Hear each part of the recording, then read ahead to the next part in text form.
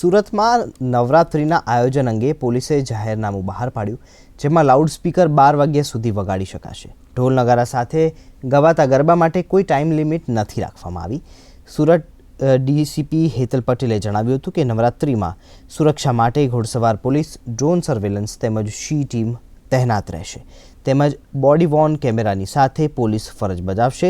She team પરંપરાગત પરિવેશમાં ગરબાના ગ્રાઉન્ડમાં રહેશે. સાથે જ આગ જેવી ઘટના ન બને તે માટે ફાયર, પાર્કિંગ, આવવા જવાના રસ્તા અંગેનું પણ આયોજન કરવું પડશે. ગ્રાઉન્ડ તરફ જનાર રસ્તાઓ, પાર્કિંગ અને મંડપની આસપાસની દુકાનો, રેસ્ટોરન્ટ હોય ત્યાં સીસીટીવી ફરજિયાત લગાવવા પડશે. પૂરતા પ્રમાણમાં અમારો total human resources, technical resources જેવા કે સીસીટીવી કેમેરા હોય, બોડી વોર્ન કેમેરા હોય કે ડીએફએમડી ડોર કે એચએચએમડીથી ચેકિંગ ફ્રિસ્કિંગ કરવું હોય અને અવાવરું જે જગ્યાઓ છે ત્યાં અમારા બાઇક પેટ્રોલિંગ, ઘોડેસવારના પેટ્રોલિંગ અને સી ટીમ દ્વારા પીસીઆરની ટીમનું પેટ્રોલિંગ સતત રહેશે. ખાસ કરીને રાજ્ય સરકારના નોટિફિકેશન પછી લાઉડસ્પીકરની જે લિમિટ હોય છે એ 10 વાગ્યાથી એક્સટેન્ડ કરીને 12 વાગ્યા સુધી કરવામાં આવે છે.